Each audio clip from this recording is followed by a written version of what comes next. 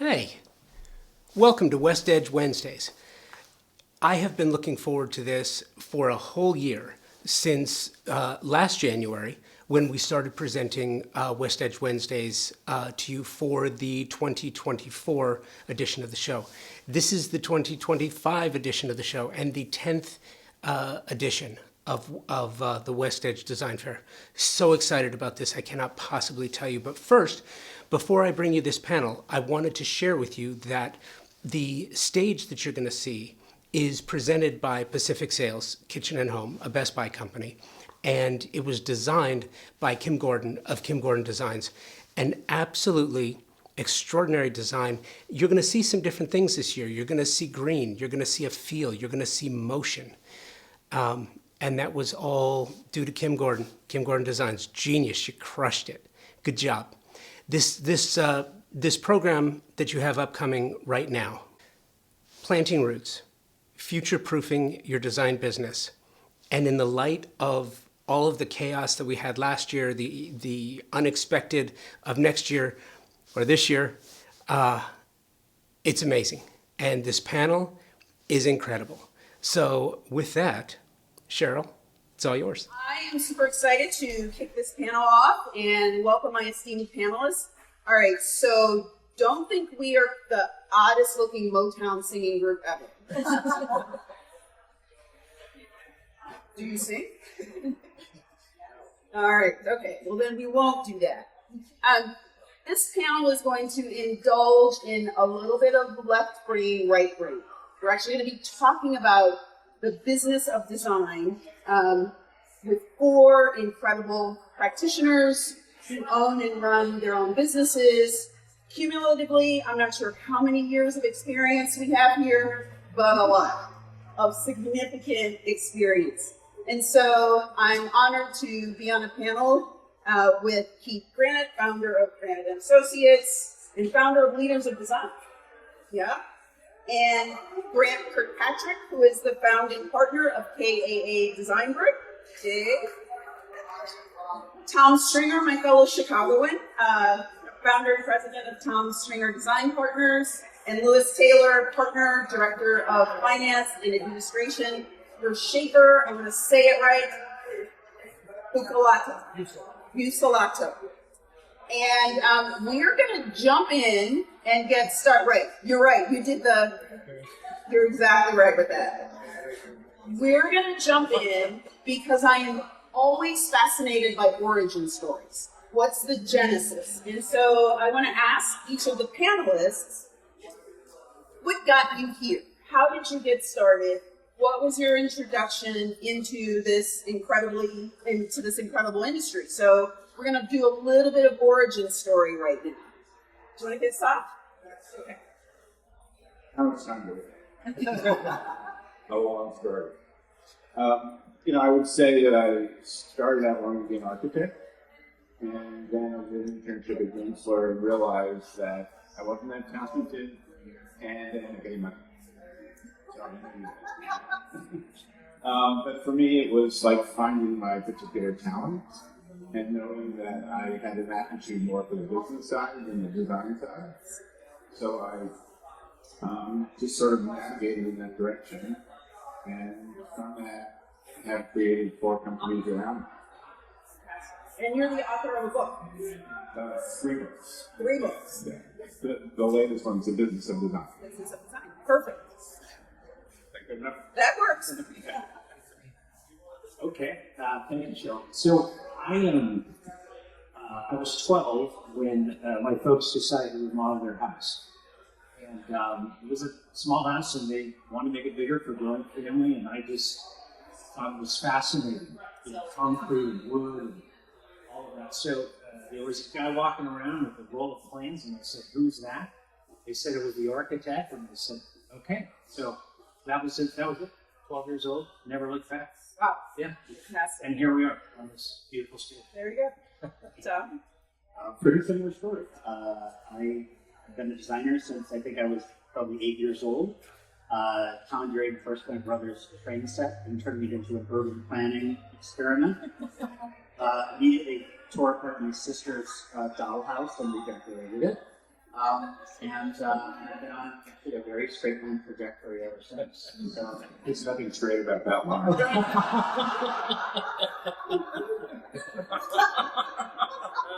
That was nicely done. here we go. So for my Your path is a bit different. So my path is very different. I had designed nowhere in my sights growing up. I went to school for finance, interned on Wall Street, graduated school 3 months before 9/11.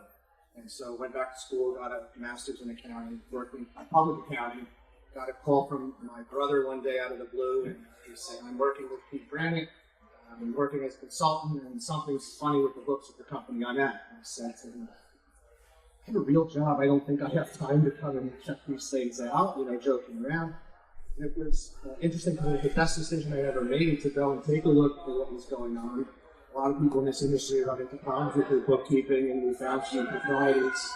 And I'm sure some people in the audience have experienced that.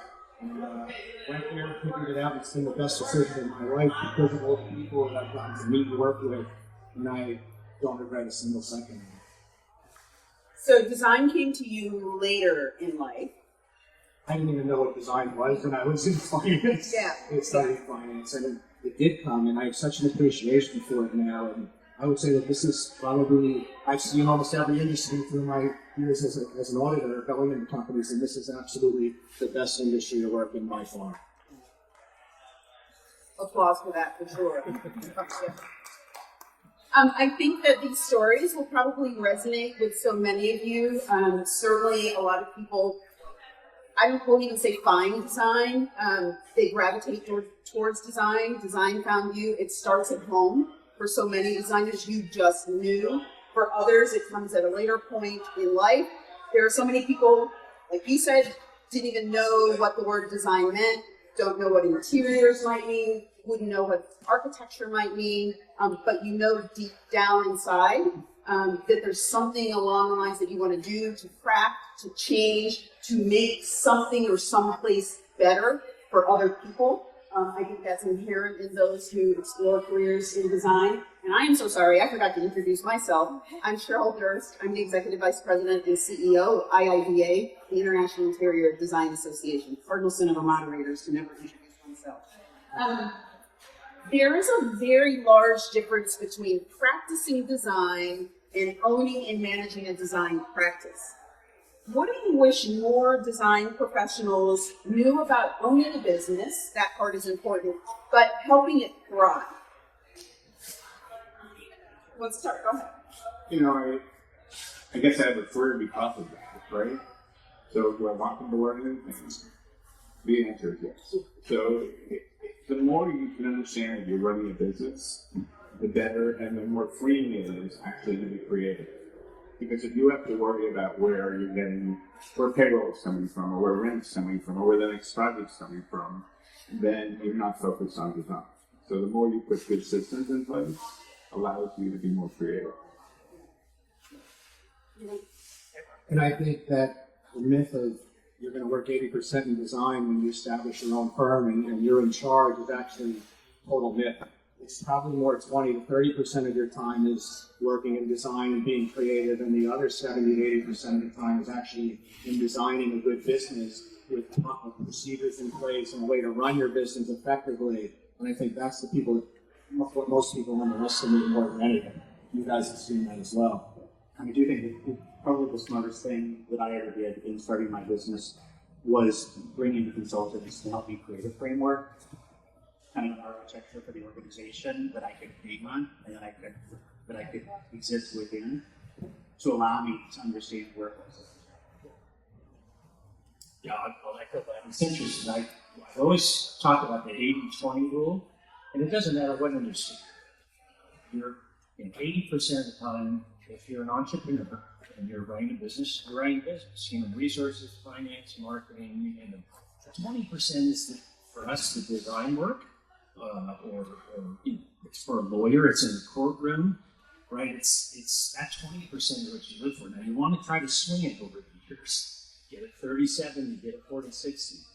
But I think to answer the question, Cheryl, if you're going to run your own business, you just need to be prepared to run a business. That's a big part of it, and it can be fun if you frame it right, and you're up for the challenge, and you're in it for the long run. None of it's easy, none of it's a big idea. It's a grind. Well, I'm sure you've all experienced peers and colleagues that are extremely talented, but they just don't want to address the business side, and they're not successful as they could be. And we all have a tendency to avoid what we're not comfortable with, right? And I think everyone needs to get comfortable being uncomfortable, right? And so those things that you're not an expert in, it's okay to go out there and invest yourself in, learn. There are tons of tools out there, videos galore on YouTube, right, about things and basic things that you can teach yourself. We've got ChatGPT and all of these new tools and technologies at our fingertips. I would encourage everybody to go out there and try to learn about the basics and the basics. And leadership can often be very lonely, but having a network and a group of peers that you can connect with and consult with. I mean, the four of you all know one another. There's a lot of history here, but having someone as a sounding board also is really critical to leadership and leading business, particularly in this industry. And along those lines, that's where Leaders of Design came from. Yeah. Is the ability to create a community of like-minded people that could share leadership, business, inspiration with each other. That was a setup to give you an opportunity for that shameless plug. So there you go. And I can do one for IIDA too. Belong to an organization that is going to support you in all aspects of your life, personal and professional. So what additional skills are important for business owners these days? Talk about resources, where to look for information, but what resources or infrastructure should all owners have in place? Keith, do you want to start us out? Well, just think great systems that allow you to have knowledge about how you run your business. So, financial meetings and budgets, and people who look at the success of their practice based upon real data, know what they're doing and know how to change it, and they can see trends that are happening and make adjustments to it. And if you're not in tune to that, I can tell you, if you sort of walk around the fair and ask designers, how often do you look at your financials? You'd be shocked. They trust people, which is fine, but they should have knowledge of that. And I think making sure you have a regular pattern of reviewing the state of your company. We create something called an executive summary for our clients that within one page you can see the success and or not of what that month looked like. And, we chart it out in graphic because they're visual people, but giving them the tools to really run their business in a way that they can absorb and make changes. Perfect. Thank you for that. Louis? I think you don't have to be an expert in every aspect of the business. I think it's having enough knowledge to understand what's going on. And I think, as Tom said, it's surrounding yourself with a lot of great consultants and people who are knowledgeable about what you do and what it is that you need guidance. Keith always talks about hiring your weaknesses, right? We all know what our strengths are, but you need to surround yourself with people who can help fill those gaps and make you better at what you do. In my firm, I like to talk to all of our team about highest and best use. And I think everybody should always be focusing on what's your highest and best use. How can you empower the people around you to take things off of your plate that can enable you to work at your best? Yeah, my approach has always been to kind of make sure I was sitting next to the smartest people in the room. So that I can, and I think every business on their needs to understand that they need understanding consultants. You need someone who really understands and help you how to manage business. You really need someone in finance, and you really need someone in public relations and marketing to create a sound kind of foundation. Yeah. And all of that amazingly is now available online too. There's so many distilled versions of those products that are actually quite affordable to someone who's just starting out. For me, I had to take a vote and hire actual people, including Keith, to help me figure out how to create a foundation. Now much of that is actually available even in AI's form. It's really amazing how I want to talk a little bit about business skills and people skills. And my mom always used to say that work is easy, people are hard, right? And we're in the business of people. Design is about people. And let's talk about the people that you work with. Louis, let me ask you about how do we recruit and retain excellent staff? Well, for us, we want to focus on first and foremost hiring talented people. We all do, right? But I think it's really important to remember that you're with these people that you're going to be working with more hours in a day than you are with your family, friends, and loved ones. And so they need to be interesting, fun, inspiring. And so you have to hire slow, which is really important, as Keith and we all talk about all the time. Finding the right people in the team is really important, because one bad apple can really cause a lot of problems within the culture of the firm. As far as retaining, we go on campus and recruit for junior staff coming out of school. And one of the things I do ahead of that is I always like to look back at our offering of what value proposition we have for these people coming out of school. And I review mentally our benefits, things that we do as a company, fun activities outside the offices, and the little things. And I say to myself, if these students go home, or if my children had come home to me and said, I interviewed with this company, and I think I would like to go work there, here's what they have, I wouldn't be telling my kids, that's a great opportunity, that's a place you want to be, there's a real future there, then my offering isn't right, and I'm not going to attract the right people. And I think that's one of the big factors. We talked a little bit before the program started about training and investing in your staff. What kinds of areas are you finding where you're needing to do the most training for your team?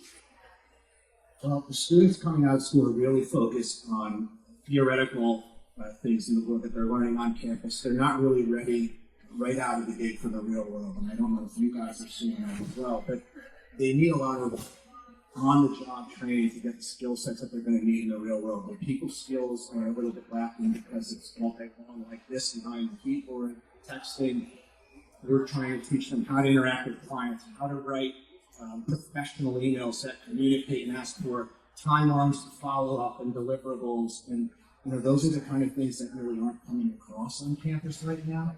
And so we're putting in place training within our office, and we're empowering some of our people that have 2, 3, and 4 years to create programs to empower them that maybe they're not getting a promotion right away, but they feel empowered and invested in the company because we're giving them opportunities to show what they've learned. And we've had really good success with them. Yeah. So those people skills, those soft skills around empathy and emotional intelligence, students live in a super conceptual world when they're in design school, so closing that gap between what's conceptual and what's real. Presentation skills, how to make eye contact, put your phone down and look at me. One of the things I like to talk about is, and we all know you have 2 ears and 1 mouth, right? So you should listen twice as much as you talk. I'm not always the best at that, to be honest. But what I've learned through the years trying to be more empathetic with our team is you have to listen. You have to listen to your team. You have to listen to your clients. You have to listen to your vendors and your consultants. And you're being pulled in all these directions. And you should listen to these people, because I think sometimes as business owners or people with egos, it's hard to not always listen to people around us because we may know better than everyone else, or we think we do. And I think it's important to step back and digest what we hear and reevaluate something. Listening is a core competency of a good designer. Let's talk a little bit about messaging. Storytelling is so crucial to good design and good business. How can owners go about crafting a powerful brand identity and effectively communicating their story to potential clients? Frank? Well, one of the things I think that we did successfully in the beginning of our business was to make it more than just about the work. Make it about a vision or an idea that was bigger than a single person. And we happened to, through a number of different iterations, come to the fact that we deeply believe that design elevates the human spirit. And we practice that through mostly homes. We do domestic architecture, so it's obviously highly relevant. And I think once we really focused and sort of almost preached that vision, then there was a rallying cry. And I think over the years and the decades, our staff has really become a team, something that has been focused around a vision that's higher than any one person, or it's higher than a design award or a magazine cover or a new commission.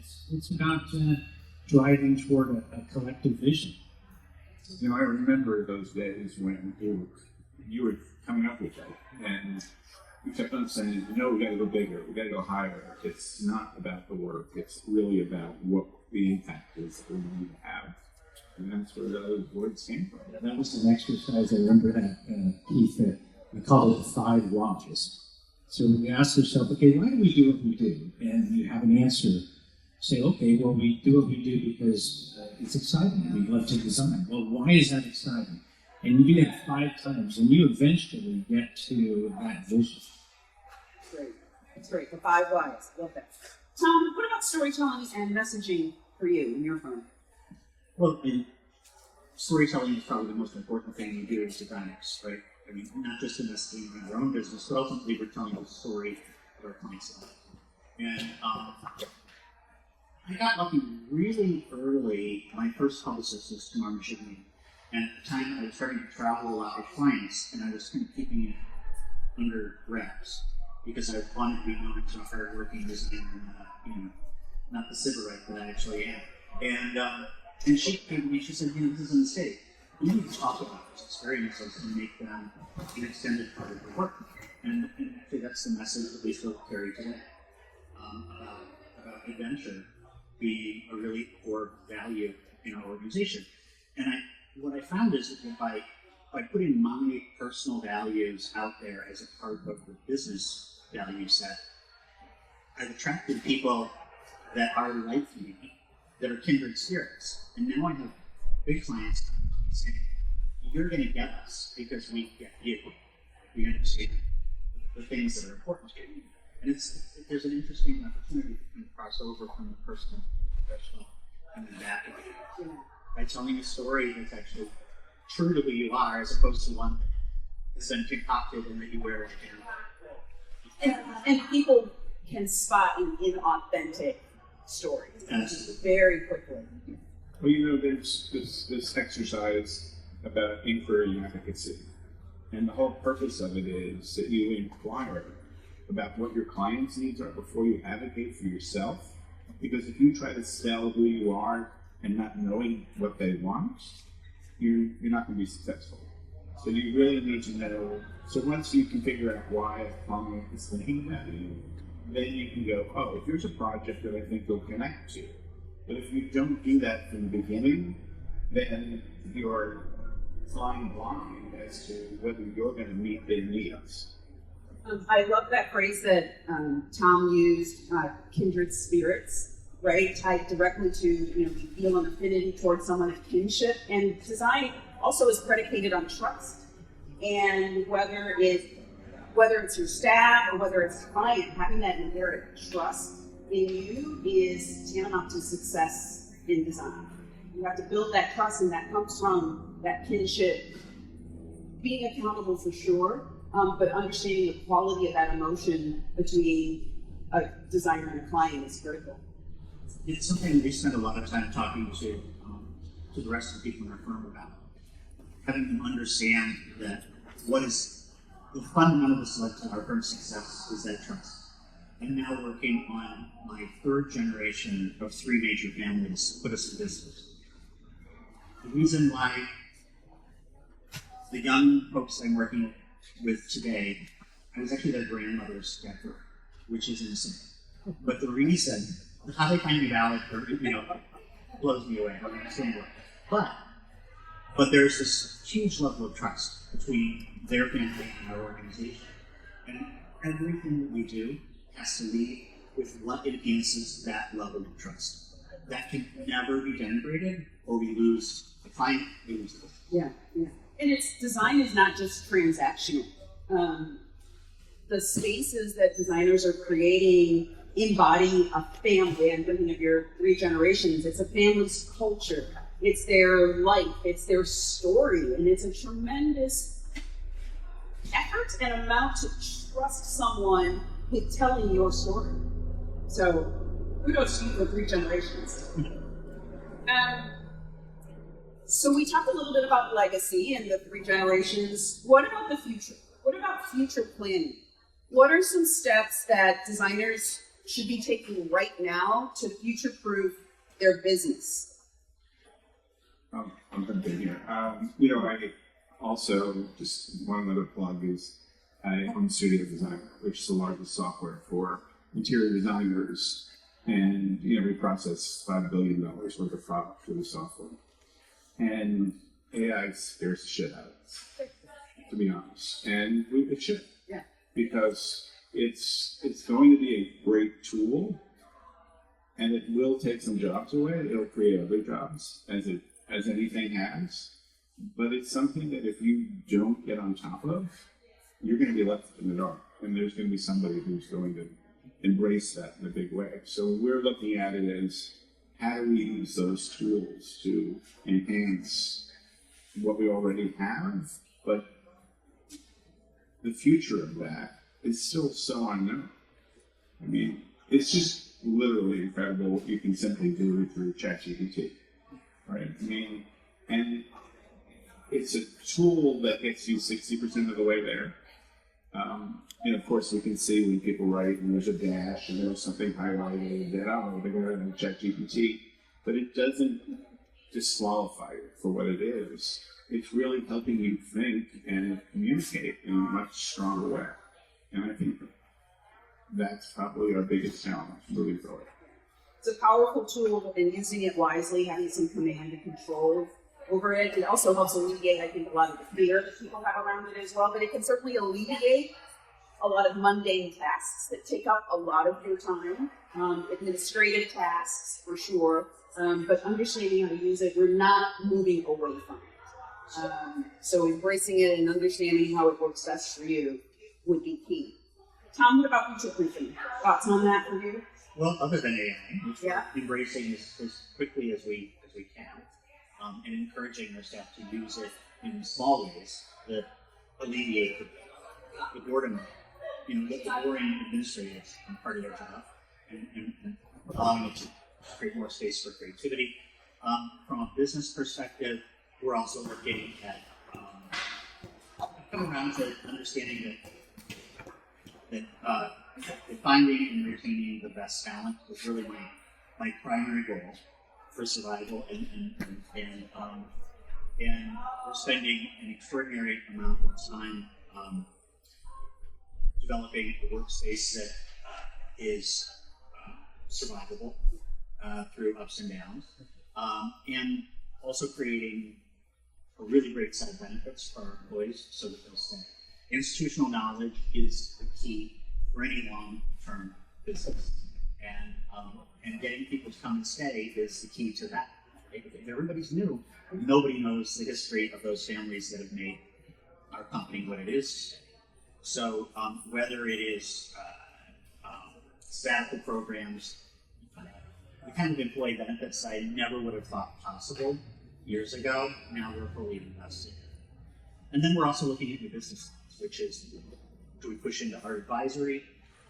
We recently hired some very talented young architects who I've had to open my mind and say, well, if every potential new employee is also a potential new business partner, if we've got strong architects in our firm, why do we have to be an interiors firm forever?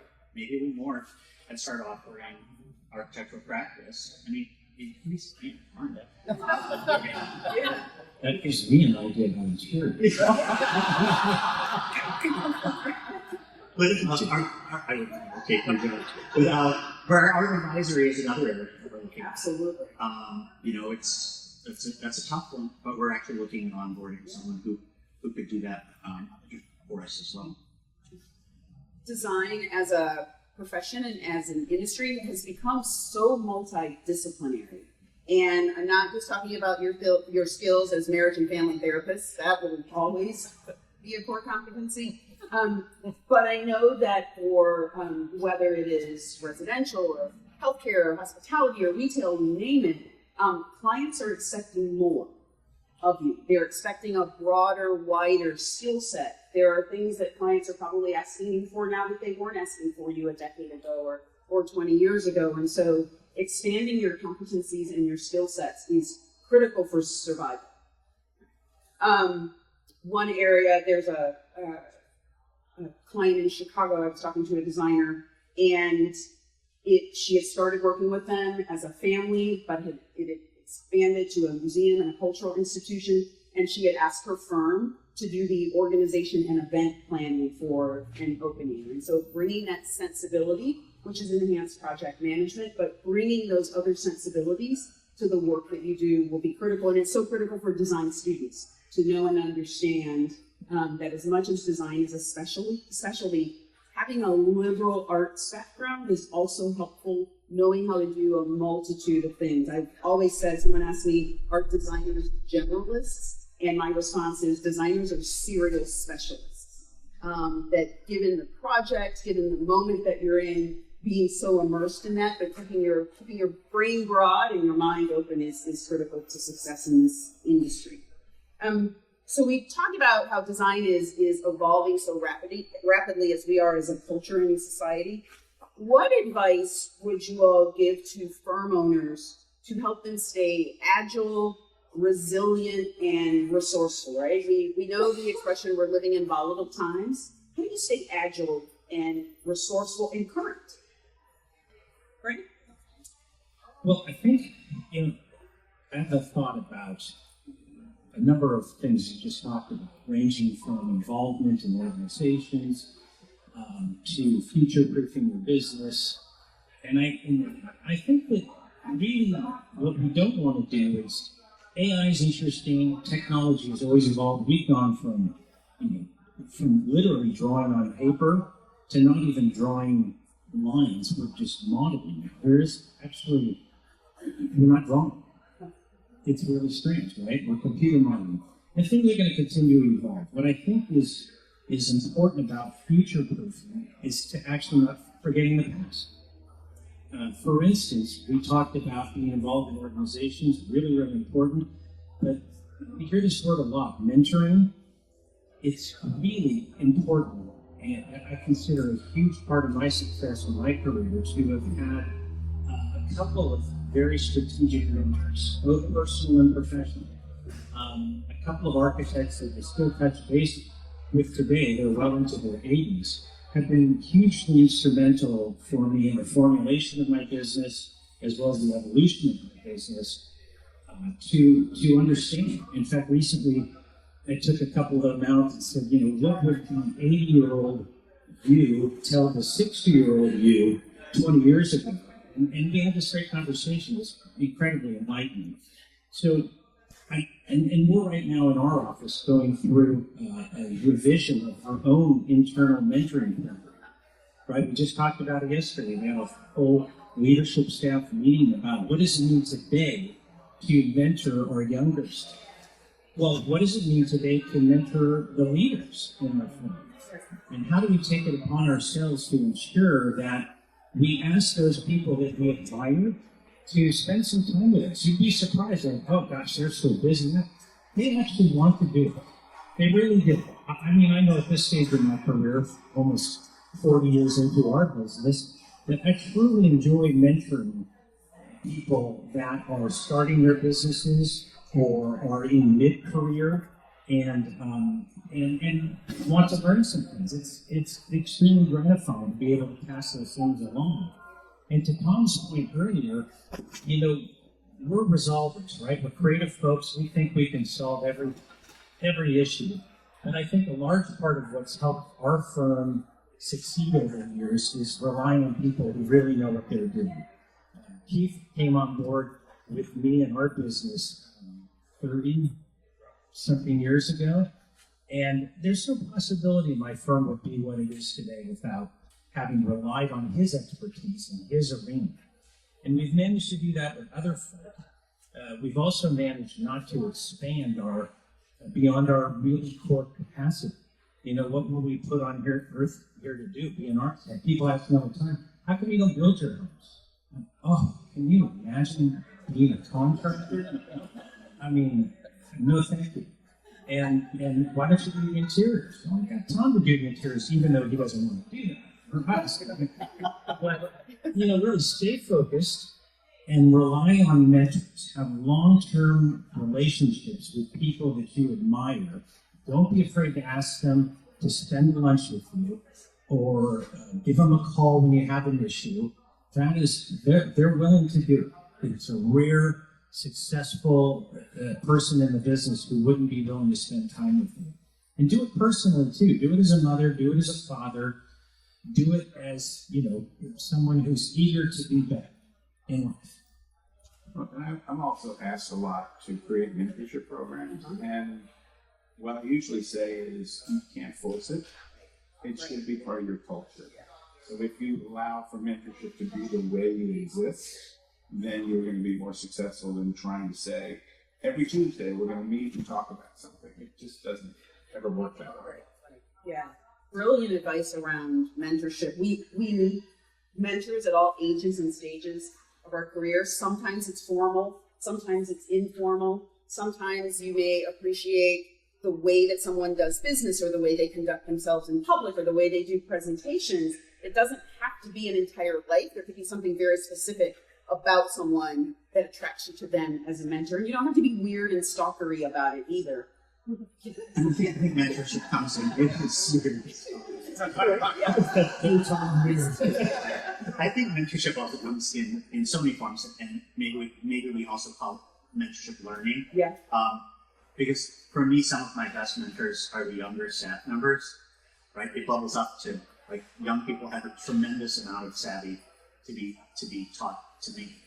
And I think it comes from, mentorship can also be purchased, Yes. right? In the sense that a good consultant, you can learn an extraordinary amount from. And as long as you're willing to be there at the table to learn, you can really derive so much value out of just bringing a few people into your organization to give you perspective that you don't have, and then to teach you the craft, those elements that you don't really understand. Paul, you have on something that this was probably 25 years ago, and we were going through an org chart, and you were telling the staff, this is how you can grow. And probably the only person on this chart that won't grow is me. And I said to you, don't ever say that again. Because you don't know what your life will look like as you're growing and constantly evolving. And look how much change there's been since that day. So I think we all have to embrace learning. You know, I have friends and colleagues that give me, memes and, inspirational quotes all the time. And it makes my day because I'm learning something new every day. Shout out for lifelong learning. I remember that distinctly. And I think Thompson's excellent. Mentor up and you mentor down.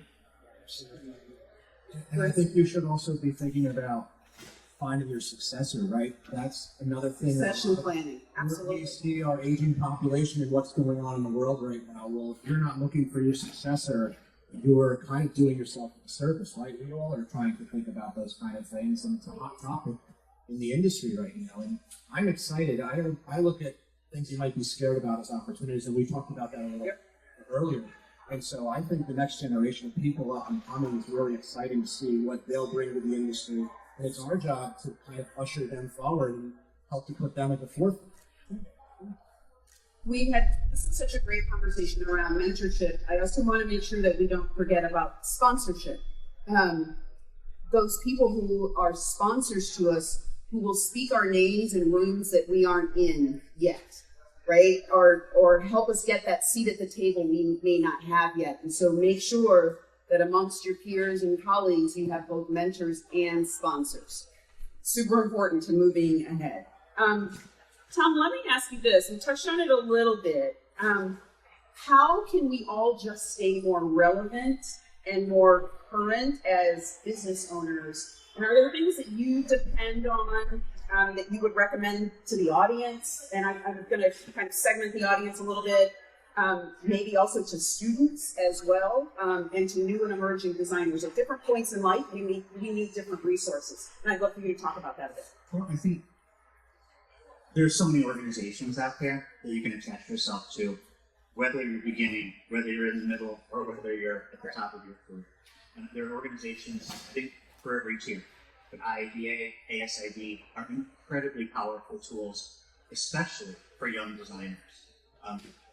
Community and understanding and creating relationships to peers is really, really critical, I think, to professional success. And then as one kind of moves on into their career, organizations like Leaders of Design, Design Leadership Network, excellent ways for practitioners to then develop lasting long-term relationships with their peers in a way that's really, really important. Actually, none of us would know each other without having met at Leaders of Design. And we're all working together in various ways. My office shares ideas with Lou's office in New York, and we send staff back and forth occasionally to learn from what each other's doing. We're working on a project in Beverly Hills right now that we would not know each other outside of that organization. So it's not just an opportunity for business, but also an opportunity for business development. And I think that's when I said earlier that this was the best decision of my life to come into this industry. I wasn't kidding, because the camaraderie, the friendship, and the ability of people to want to share and help others is really unique. You do not see this in most industries. I come from the finance world where you would step on someone else just to make a few extra dollars if you could. That is not the case here. The collegiality is just amazing, and I'm so lucky to have these guys and to lean on you. And we do pick the phone up and call one another when you have questions. I would encourage everyone out there, find people in your area, reach out to someone, even if it's sending an email to someone that you admire out of the blue to compliment their work and say, I love what you do, I think you're so inspiring, and I'd love to connect with you. Would you be open to that? I bet you'd be pretty successful if you did actually try that. Great. Are you gonna jump in? Okay. I have one last question before I open it up to the audience for questions. Design is so predicated in joy and in optimism and in comfort. I would like to ask each of the panelists, what's exciting you right now? What is making you optimistic right now? What things are you seeing, whether it's at this show or out in the world, that give you insight into joy and comfort and optimism in design? Who wants to start? So I fortunately a number of things. Good. But I'd have to say, for purposes of brevity in this forum, I think there's a lot of negativity, obviously, in the world right now. And I think the perspective shift is due. And what I mean by that, and it's relevant to us as designers, as visionaries, there's an argument that this is actually the finest time in the history of human beings to ever have been a human being. And you could relate that into a number, almost any metric. There are certainly, things going on in the world that are aggravating and disappointing, whether it's wars or political or human rights or any number of things. But it barrages us in ways where it seems like things are worse than they have been. And I don't think that's the case. And I think it's important that as designers, we bring a sense of optimism to where things really are. There's a terrific book called Factfulness, if anybody's interested. It's a book that actually went around the world, the authors, and did studies about societies in all different metrics and levels.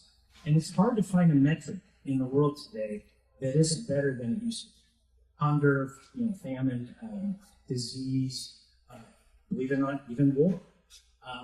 And so if you look at this, and there was a time, a Renaissance time, a couple hundred years, where I don't think people really sat around and said, hey, this is an enlightenment, this is really great. It was later that somebody named it a Renaissance. I hate to think we're all sitting around And our grandchildren one day are going, my God, my grandfolks live in the middle of the new Renaissance. Because I think we are.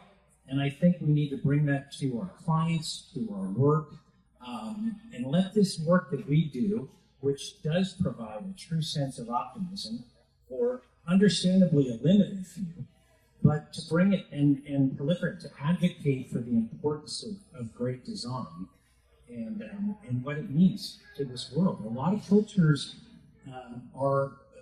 they price more than we do here in Western culture. But I think that's changing. And I'm hopeful that this is the group that leads it, quite frankly. That was a very hopeful message. Thank you for that. Anybody else? What's keeping you optimistic? What are you optimistic about? Well, someone once called me a serial entrepreneur, and I said, well, you should be lucky about that because I like to create things. Running 4 different businesses is not easy, but it's exciting. It's just like it's always looking for something that can change the world or can change somebody's life and for the better. And so, I have this store in Malibu called Fred Siegel Home, and people are like, why didn't you do that?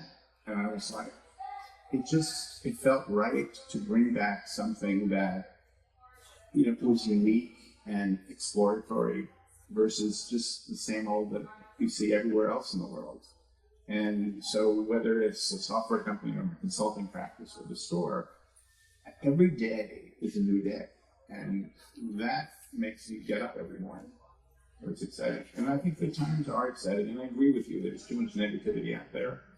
And we just have to sort of plow through it. And the problem is that we don't know what's real anymore. Right? That's certain. And the things that you say, finding the truth is what will free you from that. But, things like social media, it's not exactly, it's a blessing and a curse. Right. A great and terrible thing. You're right. Exactly. Tom? I'm an eternal optimist, and that doesn't fade. I'm also an early adopter and kind of a technology geek. And what makes me so excited right now is I think we are finally at the edge of being able to show clients exactly the movie that's in it. And that's always been the challenge as a designer. That, when we're designing an interior or a piece of architecture, we see it in full color, in 3 dimensions, in all of its varied textures and nuances, the way a light is going to move through a room, the way shade and shadow affect surface. We see it all.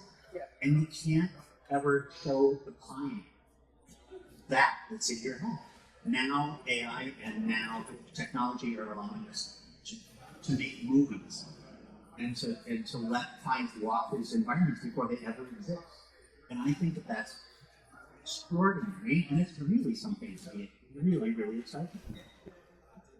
Louis? I'm excited about where clients and our collaborators are pushing us to go with our designs and what we offer to them. And I say that because we're not very far removed from coming out of the pandemic, and never before have people been so keenly aware of how we live, the places we surround ourselves in, and what we want from those places and how we live. And so people are thinking about design, the places we live, places we travel, and I think it's really an opportunity for us to push ourselves to new levels because we've seen our clients really demand a lot more, and it's pushed us to new heights as a firm. And I think that's made us much better in our offering of what we're doing. And I'm excited about where that's going to take us over the next few years. That's fantastic. 4 incredible notes of optimism from industry legends right here on the stage. Josh, do we have time for questions? Fantastic. Absolutely. All right. Yep. Any questions for the panel? Oh, come on. Who's going to be first? There we go.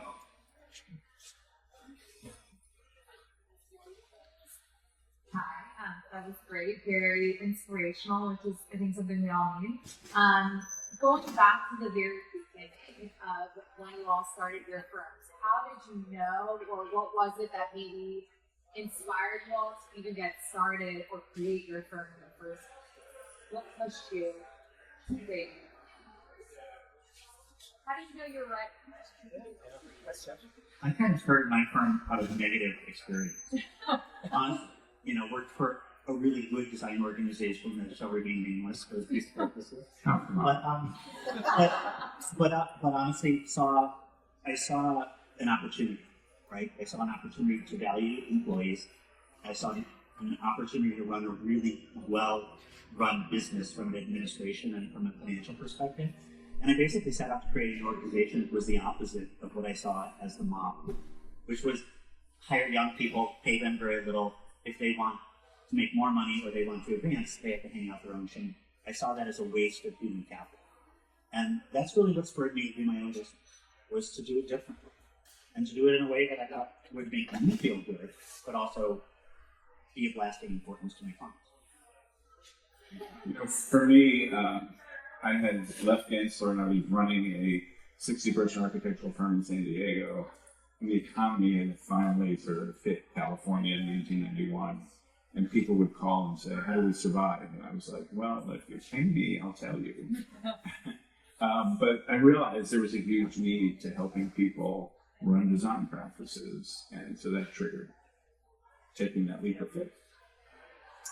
Yeah, I think my answer to your question is I probably always knew that I was going to end up running my own business. But I had a negative mentor in my first job out of college.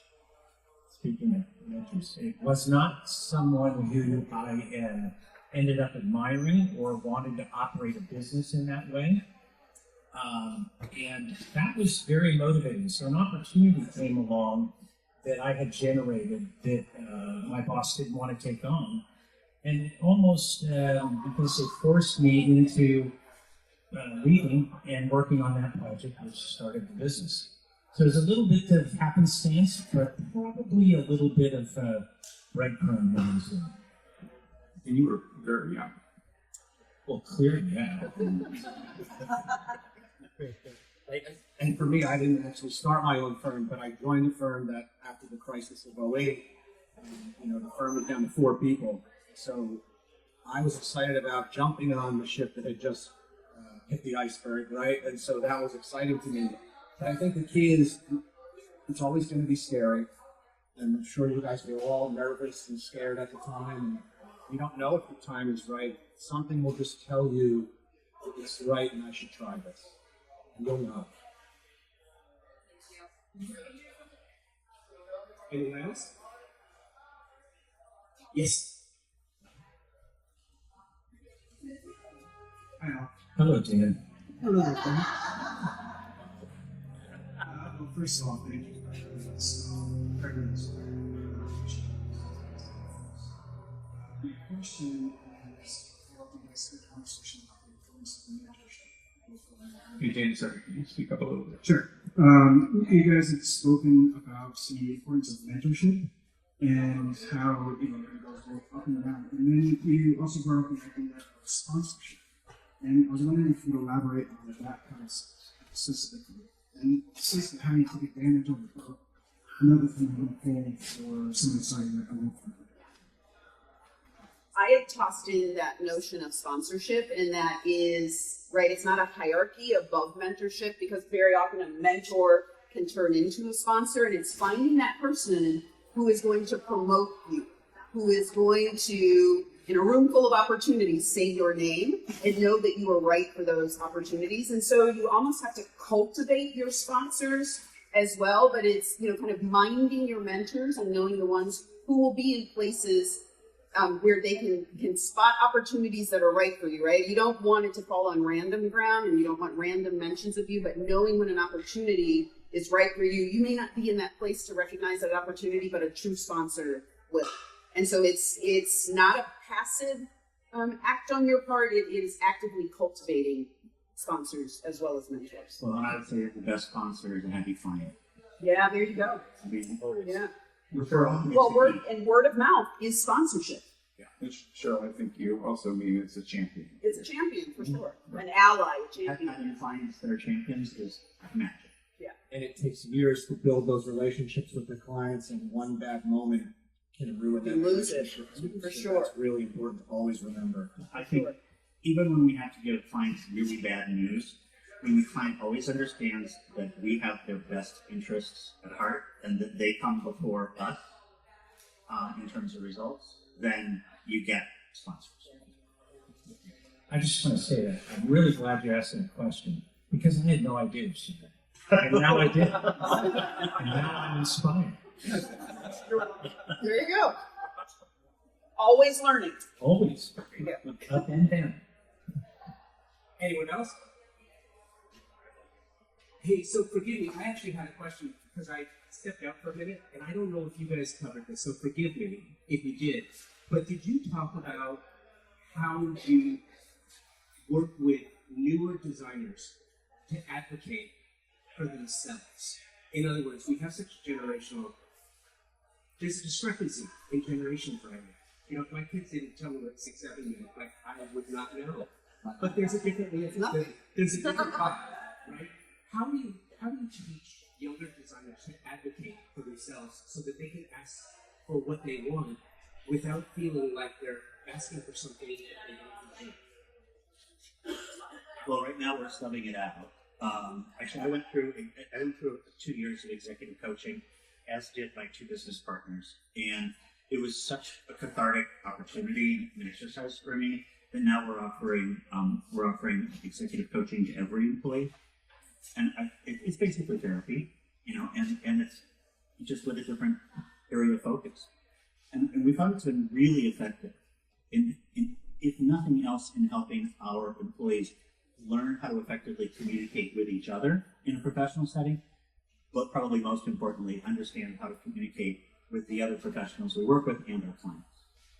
It's been really an extraordinary opportunity, and we've got, I think we have 5 slots in 3-month running segments with a therapist now that works with us, is contracted with us, and I think we've had 4 classes now graduate in that. And virtually everybody that works for me has signed up. It's been really enormously popular. I would also say that setting an example. So if you have employees that take initiative and show their growth, put that out front there. Let people see that if I do this, this is what can happen, and make them a star in their organization, and others will, the right people will follow.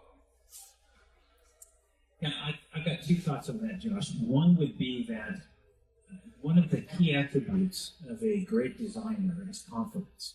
And it doesn't matter whether you're at this level, this level, this level.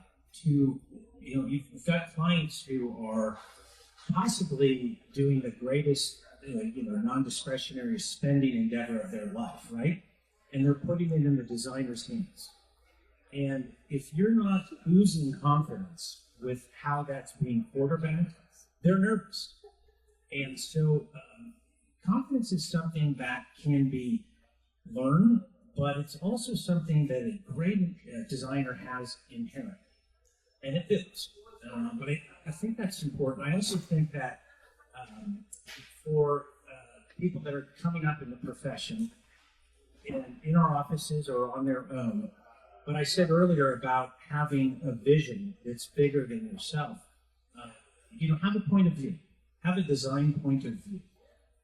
It could be. I'm a naturalist. All of my work revolves around connection to nature. Or it could be, I'm a classicist. I've studied Claudio, and I believe that the symmetry is the force within us. Whatever it is, develop an authentic point of view, an aesthetic authentic point of view, and do it with confidence. And you don't have to be out there pounding on doors. People will knock on yours. I just want to add, there's an expression that I came up with during a retreat where I believe that fear is a weakness and vulnerability is a strength. And if you make yourself vulnerable, you're going to grow. But if you're fearful, it comes through and it stifles you. Well, Keith, Grant, Tom, and Lewis, thank you so much for sharing your insight and your candor and your honesty and your expertise with us. And to the audience, thank you for the privilege of your time and your attention for this program. John?